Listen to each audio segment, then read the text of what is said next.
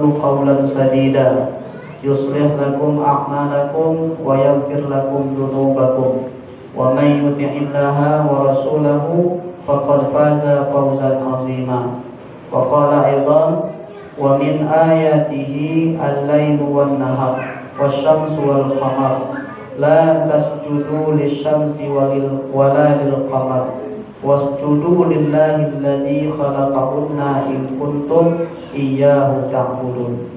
Shadaqallahul azim. Kaum muslimin, Bapak Ibu hadirin wa hadirat yang dimuliakan Allah Subhanahu wa taala, bersyukur kita kepada Allah dengan mengucapkan alhamdulillahirabbil alamin. Bersalawat kita kepada Nabi Muhammad sallallahu alaihi wasallam. Allahumma shalli ala Muhammad wa ala alihi wa sahbihi ajma'in.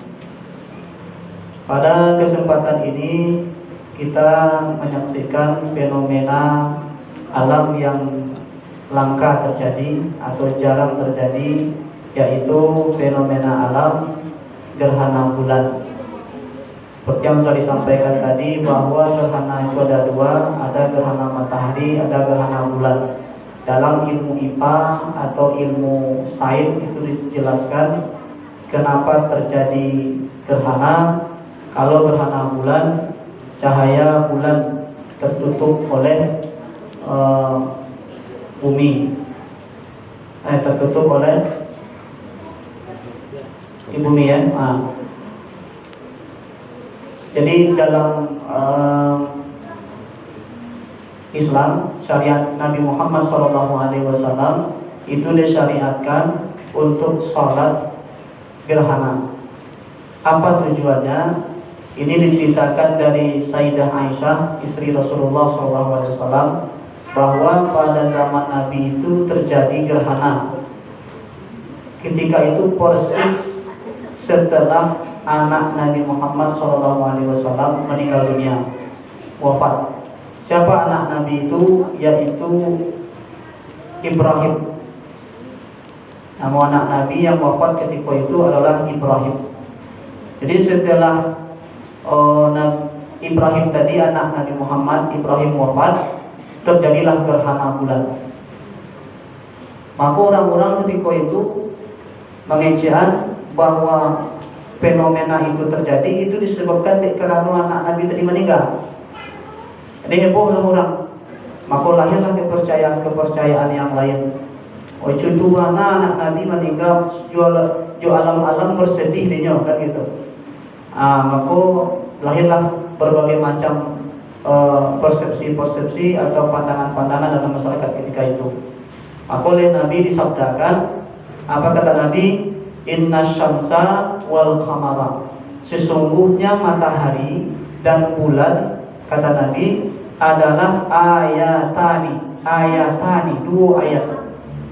Apa yang dikatakan ayat? Ayat itu adalah tanda kekuasaan Allah. Jadi kalau dibaca ayat, ada dua macam ayat. Ada ayat ko yang diucapkan Allah, yaitu Al-Quran. Ada ayat ko yang diciptakan oleh Allah, itu namanya alam. Jadi kalau dua ayat ko dibaca, kalau Al-Quran dibaca dengan hurufnya, tulisannya yang ada di situ. Kalau alam semesta ko membacanya untuk ilmu pengetahuan. Maka itu ada namanya ilmu IPA, ada namanya sains. Itu mama kau tahu orang hari ini gerhana karena ilmu pengetahuan lah canggih, lah bisa dideteksi. Walaupun tidak nampak secara kasat mata gerhana itu gini, tapi secara ilmu pengetahuan sudah bisa ditetapkan bahwa hari ini terjadi, jamnya jam bara, lewat menitnya bara, detiknya lewatnya bara, tahu lah. Itu disebabkan karena ilmu pengetahuan. Nah, jadi itu tanda kekuasaan Allah Subhanahu wa taala. Maka di dalam ayat Al-Anfal yang sering kita baca, yaitu ciri-ciri orang yang beriman itu adalah idza tuliyat alaihim ayatuhu zadathum imana. Apabila dibacakan ayat-ayat Allah, maka bertambah imannya. Jadi orang beriman itu imannya bisa bertambah kalau dia baca Quran. Setelah baca Quran tambah iman, sandang nanti lapang dado, hilang semua perasaan, kegelisahan. Karena Al-Quran baca. Tapi bagi orang yang berilmu pengetahuan, membaca ayat Allah tidak sekedar ayat Quran lah, tapi alam semesta aku baca. Dengan melihatnya gerhana aku, maka sadarnya bahwa itu adalah tanda kekuasaan Allah Subhanahu Wa Taala. Nah, dari dua ayat tadi kata Allah, la tankhasifani li mauti ahadin, tidak disebabkan karena matinya seseorang. Langsung dijawab oleh Nabi. Jadi gerhana aku bukan disebabkan karena wafatnya Ibrahim tadi anak Nabi, atau bukan karena lihayati, karena hidupnya seseorang atau lahirnya seseorang, bukan disebabkan sesuatu. Sehingga di masyarakat pernah memandang kalau ada ibu-ibu hamil terjadi gerhana capek manduk, baru capek manduk, udah butuh mantu anak nanti. Itu kepercayaan itu tidak ada itu pemahaman yang keliru, pemahaman yang salah. Tidak ada hubungannya orang hamil dengan gerhana itu loh. Yang ada awak sadari bahwa gerhana itu adalah kekuasaan Allah. Awak puji Allah ketika itu nanya. Bukan lain. Mandu kalau dia masuk ke pintu dua lain. Kau nak butuh anak nanti macam-macam. Aku tidak betul. Tapi kata Nabi, fa idza ra'aitum, apabila engkau melihat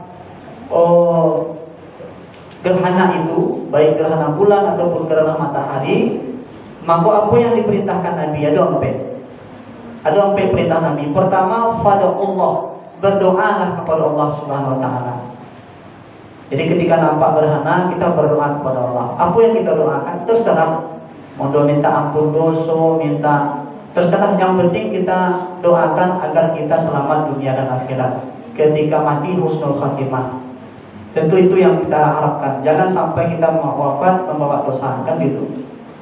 Kemudian wakabbirhu, dan bertakbir. Allahu Akbar. Baru bertakbir karena awak melihat kekuasaan Allah Subhanahu Wa Taala. Bisa jadi kekuasaan itu tidak dibalik ada Tuhan lain. Kan bergeser bulan tadi, sehingga cahaya bulan tertutupi. Aku ditutupi tetapi di situ tapi tidak ada tidak. Tidak bergeser jangan tak buka cahaya tadi itu lain. Berarti dia tentang itu lain. Apa tadi? Itu kalau dia dari ikon nan ditakui ada tadi. Bahkan itu ditakuti sebagai tanda kiamat. Jadi Nabi pernah takut, khawatir, jangan-jangan gerhana aku adalah tanda-tanda kiamat terjadi. Jadi bertakbir ketika itu supaya hilang kesombongan awak. Kekuasaan awak salah ngomong, merasa berkuasa, merasa hebat, merasa rancak, merasa banyak harta, tapi ternyata ada yang lebih berkuasa, pengendali alam semesta, yaitu Allah Subhanahu Wa Taala. Setelah itu apa boleh? Wasallu, salatlah kamu. Itulah salat yang kita lakukan tadi. Pertama berdoa, kemudian bertakbir, kemudian salat. Salat gerhana, salat khusuf kalau bulan khusuf, kalau gerhana matahari khusuf. Itu diajarkan dalam kitab-kitab fikih. Disunahkan, bukan diwajibkan, sunnah hukumnya. Lalu yang keempat, wa tasaddaqu, dan bersedekah. Jadi kalau ada toko fikih gini masuk kalau kota impak, kadang pahlawan. Karena itu diperintah kali. Kalau toko saleh fikih kasih bunga 2.000 atau 10.000, masuk kalau kota impak. Kini kau jual selagi gerhana terjadi. Tapi kalau sudah gerhana lah boleh. Lalai itu situ itu. Nah, Bapak Ibu yang dimuliakan Allah Subhanahu Wa Taala. Lalu kata Allah Subhanahu Wa Taala di dalam Quran surat Fussilat ayat 37 mengatakan wa min ayatihi lailu. Dan perlu disampaikan bahwa infak itu bukan untuk khatib ya, tapi untuk kepentingan yang lebih berhak. Itu jangan salah paham itu. Wa min ayatihi lailu, dan diantara ayat kekuasaan Allah itu adalah al-lail, malam, wan nahar, dan siang. Jadi siang dan malam itu tanda kekuasaan Allah. Wasyamsu wal qamar, matahari dan bulan tanda kekuasaan Allah. Kata Allah, la tasjudu lisyamsi wala lil qamar. Jangan engkau sujud kepada bulan dan jangan engkau sujud kepada matahari. Jadi nak awak sembah tadi, awak solat tadi bukan karena sujud kepada matahari. Oh, gerhana matahari terjadi gini, oh gerhana bulan terjadi gini, awak solat. Awak solat tadi bukan menyembah matahari, bukan menyembah bulan, awak tetap menyembah Allah tapi disebabkan karena fenomena tadi. Salah. Ya, karena menyembah selain Allah hukumnya syirik. Orangnya disebut dengan musyrik. Jadi kita sholat menyembah Allah. Kenapa? Karena Allah memperlihatkan tanda kekuasaannya. Wasjudu lillahi, dan sujudlah kamu kepada Allah alladzi khalaqahunna, yang telah menciptakan semua itu. Yang menciptakan langit, menciptakan bumi, menciptakan matahari, menciptakan bulan, menciptakan siang dan malam, itu Allah. Anak kawak sholat tadi, awak sujud tadi, itu Allah yang sembah. Bukan matahari, bukan bulan, bukan bumi, bukan siang dan malam, tapi dan menciptakan seluruh itu, yaitu Allah Subhanahu wa taala. Itu akidah, keyakinan awak sebagai orang muslim, sebagai orang yang beriman, bahwa kita diperintahkan untuk menyembah Allah Subhanahu wa taala, tidak selain itu. Atau macam doa. Awak yakin kepada Allah Subhanahu wa taala sebagai Tuhan awak, tapi awak sembah dan lain. Atau percaya kepada kekuatan-kekuatan lain, itu juga termasuk. Nah, Bapak Ibu yang dimuliakan Allah Subhanahu wa taala. Dan kalau kita lihat dalam sistem peredaran tata surya yang diajarkan di IPA itu. Jadi ilmu IPA itu ilmu yang diambil dari Quran sebenarnya. Yang salah-salah Bapak Ibu. Wah, menjaga maunya lah, karena yang IPA IPS itu tidak perlu tuh. Padahal itu sains diambil dari Al-Quran. Saya dulu pernah kuliah belajar IPA itu berapa SKS, itu betul-betul paham ayat-ayat yang salah mongko apa, ayat yang salah mongko baca, ternyata disingkap di situ dengan video yang besar, diperlihatkan bagaimana tata surya itu beredar, bagaimana matahari itu berputar, bagaimana bulan itu mengelilingi menurut orbitnya, itu nampak di situ. Ternyata semuanya beredar menurut garis edarnya. Tak ada bergeser si Allah itu. Akhirnya Allah dalam Al-Quran dalam surah Yasin, wasyamsu tajri li mustaqarrin laha, dzalika taqdirul azizil alim. Itu sudah surah Yasin. Bahwa tuh hari itu beredar mengelilingi orbitnya.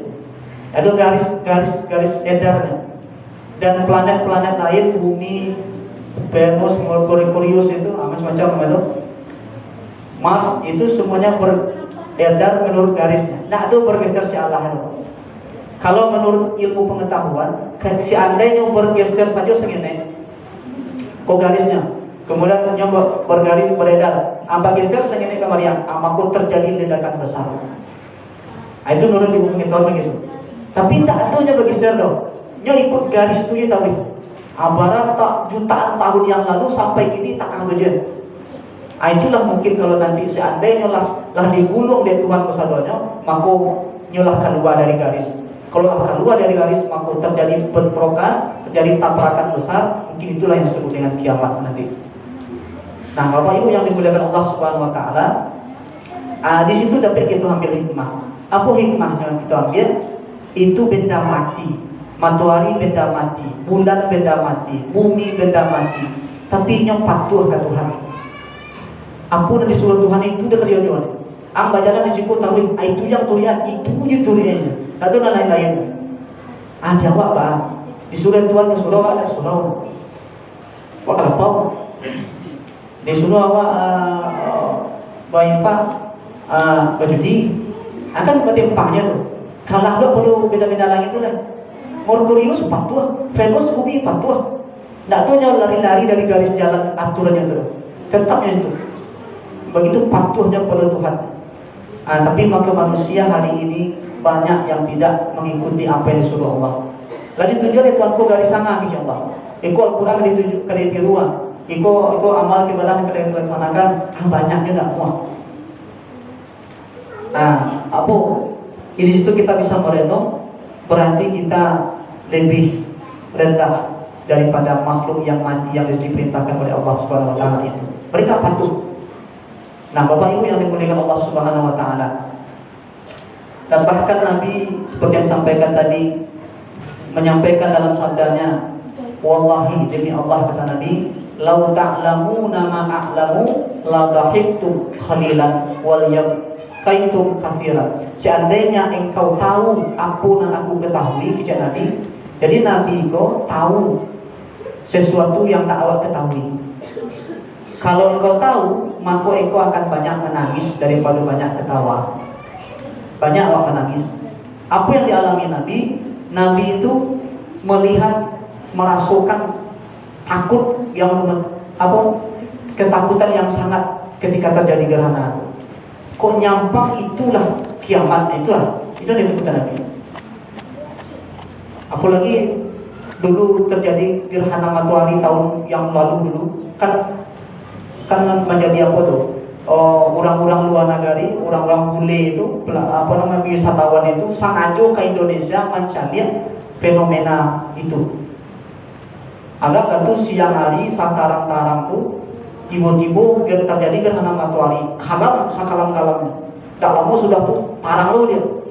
Aco, hati orang barat tuh, amazing. Apa artinya? Luar biasa. Itu orang kafir. Orang kafir ngecek takah tu. Tapi kalau orang beriman tak takah tu ngecek. Allahu Akbar, Subhanallah. Kok nyampang cerita tadi? Kok nyampang tadi ketikanya gelap tadi?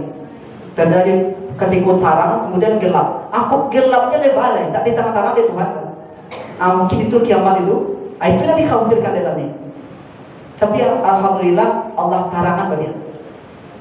Di sinilah orang disuruh membesarkan Allah Subhanahu Wa Taala. Itu Allah yang berkuasa. Tak ada kuasa manusia di situ. Awak lamah awak. Kau merasa kuasa ini. Tak ada kuasa. Allah yang maha kuasa. Kau baga awak ini merasa baga. Allah yang lebih baga. Rancang awak ini Allah yang lebih rancang. Maka itulah makna fenomena-fenomena yang terjadi itu untuk mengingatkan diri awak kok tak ada artinya di hadapan Allah. Allah lah yang maha segala-galanya. Bapak Ibu yang dimuliakan Allah Subhanahu Wa Taala, terakhir, apa pesan yang disampaikan dalam khutbah ini agar kita selalu beristighfar, mencari ampunan Allah Subhanahu Wa Taala. Wasari'u ila magfiratin min rabbikum wa jannatin 'arduhas samawati wal ardh. Bersegeralah kita minta ampun kepada Allah Subhanahu Wa Taala, banyak-banyak istighfar di waktu fenomena itu. Nabi mengajarkan awak, Nabi itu banyak beristighfar, bahkan sampai menangis beliau minta ampun kepada Allah Subhanahu Wa Taala. Padahal beliau sudah dijamin masuk surga. Dosa beliau sudah dijamin diampuni. Dosa yang lalu, dosa yang akan datang, dosa kini lah dijamin oleh Allah. Dosa itu diampuni. Tapi beliau masih minta ampun juga kepada Allah Subhanahu Wa Taala. Apa pelajarannya? Nabi kita kata lah jaleh dosa lah diampuni, tapi bapak minta ampun juga kepada Allah Subhanahu Wa Taala. Beliau mengajarkan awak supaya awak minta ampun kepada Allah. Lu sahabat yang lain derajat awak di Nabi Muhammad SAW. Awak banyak dosa, sementara Nabi Muhammad SAW tak dosa, tapi dia tetap minta ampun. Awak banyak dosa, tapi tak mau minta ampun. Nah, oleh sebab itu fenomena itulah yang mengajarkan agar kita selalu banyak-banyak beristighfar kepada Allah Subhanahu Wa Taala agar dosa-dosa awak dihapuskan. Barakallahu li wa lakum fil Qur'anil azim wa nafa'ani bima ayati wa dzikril hakim wa taqabbalallahu minni wa minkum tilawatahu innahu was-sami'ul 'alim. Alhamdulillah, salatu wassalamu ala Rasulillah wa ala alihi wa sahbihi wa man wala. Asyhadu an la ilaha illallah wa la syarika lah wa asyhadu anna Muhammadan abduhu wa rasuluh la nabiyya wa la rasula ba'dah. Allahumma shalli ala Muhammad wa ala alihi wa sahbihi ajma'in. Amma ba'du fa ya ibadallah, usikum wa nafsi bi taqwallah. Ittaqullaha haqqa tuqatih wa la tamutunna illa wa antum muslimun. فقال الله تعالى في القرآن الكريم أعوذ بالله من الشيطان الرجيم بسم الله الرحمن الرحيم والعصر إن الإنسان لفي خسر إلا الذين آمنوا وعملوا الصالحات وتواصوا بالحق وتواصوا بالصبر إن الله وملائكته يصلون على النبي يا أيها الذين آمنوا صلوا عليه وسلموا تسليما اللهم صل على محمد وعلى آل محمد كما صليت على إبراهيم وعلى آل إبراهيم وبارك على محمد وعلى آل محمد كما باركت على إبراهيم وعلى آل إبراهيم في العالمين إنك حميد مجيد اللهم اغفر للمسلمين والمسلمات والمؤمنين والمؤمنات الأحياء منهم والأموات برحمتك يا قاضي الحاجات اللهم اغفر لنا ذنوبنا ولوالدينا وارحمهما كما ربيانا صغيرا اللهم أرنا الحق حقا وارزقنا اتباعه وأرنا الباطل